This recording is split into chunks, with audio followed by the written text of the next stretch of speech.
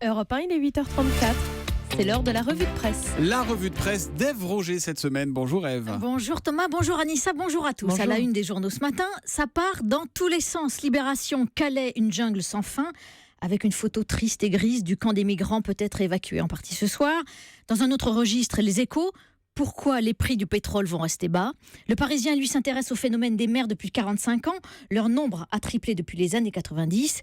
Et le quotidien alerte en une, la mise en garde des médecins. Il y a des risques pour les mamans et les bébés. Et puis sur le code du travail, le Figaro, Hollande suscite un scepticisme grandissant dans son camp, tandis que l'opinion s'amuse. Hollande valse le tango de la réforme. Eh bien justement, on commence par ça, par la réforme du droit du travail. Oui, la presse ironise ce matin sur la volte-face du gouvernement après avoir évoqué un possible passage en force du texte via le 49.3.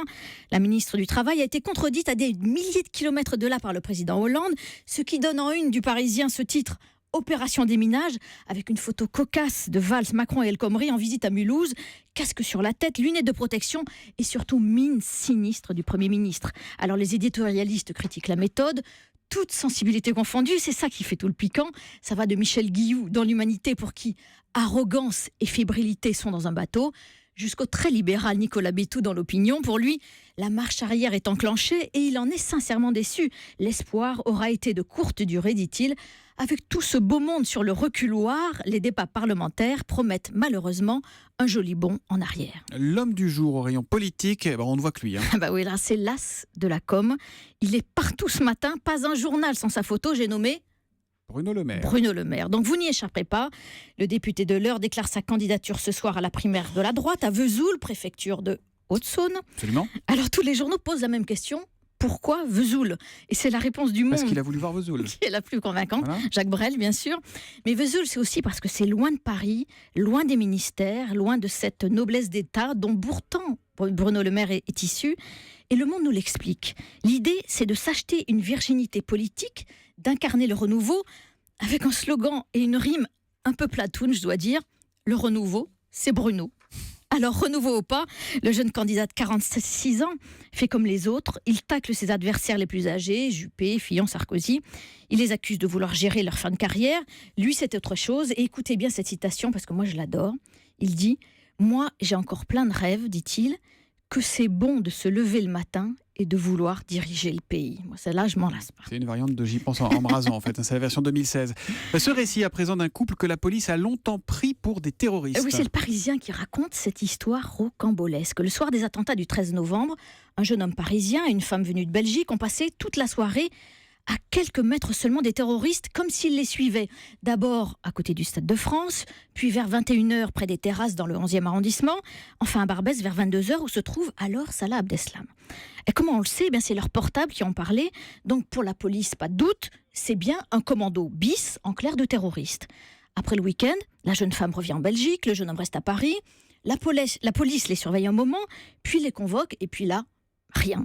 La jeune femme est une prostituée qui avait décidé de passer le week-end à Paris en amoureux avec son ami, un jeune Parisien de 26 ans, sans histoire. Aucun projet terroriste là-dedans.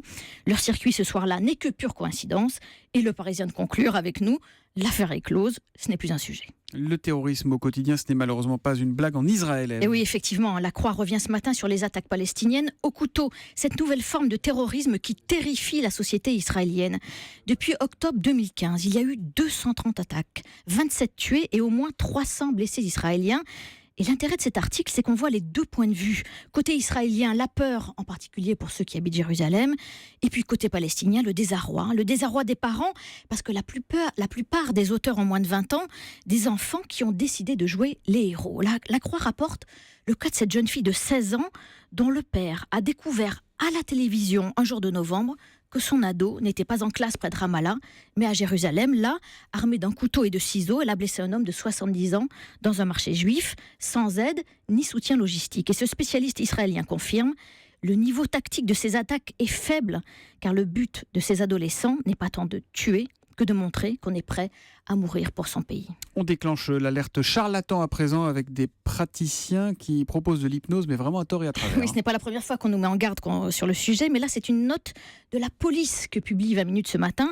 Alors, le danger, ce n'est pas tant quand on arrête de fumer grâce à l'hypnose, ni quand on l'utilise pour les anesthésies à l'hôpital, tout ça est bien cadré. Non, le danger, ce sont ceux qui pratiquent sauvagement et qui proposent des solutions miracles, en particulier pour perdre du poids. Comme cet ancien commercial dans l'automobile à Châteauroux, il s'est reconverti en spécialiste de la pose d'anneaux gastriques virtuels. Il paraît que c'est un classique du genre. Comme Autre ça, on fait exemple, semblant de maigrir. absolument, mais il y a vraiment des dangers pour la santé. Autre exemple, cette patiente qui s'est déclenchée d'épouvantables maux de ventre pour maigrir grâce à un protocole d'auto-hypnose accessible sur Internet. Donc, gare aux arnaques, insiste 20 minutes. Le seul rempart, c'est d'avoir recours à un médecin bien formé. Et oui, c'est comme le docteur Kirzek qu'on retrouve tous les matins à 7h-5 sur Europe 1, par exemple. On termine avec une belle histoire de bouteille à la mer. Ah oui, qui a trouvé son destinataire, c'est Sud-Ouest qui nous le raconte ce matin.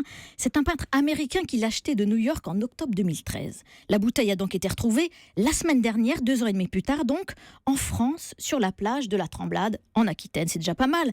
Mais le meilleur de Bouteille qui arrive, l'histoire... c'est déjà bien. Voilà. Et le meilleur de l'histoire, c'est que c'est une peintre qui l'a trouvé, une autre peintre, encore une coïncidence heureuse. À l'intérieur, il y avait un dessin de cormoran et puis une petite lettre avec une adresse mail.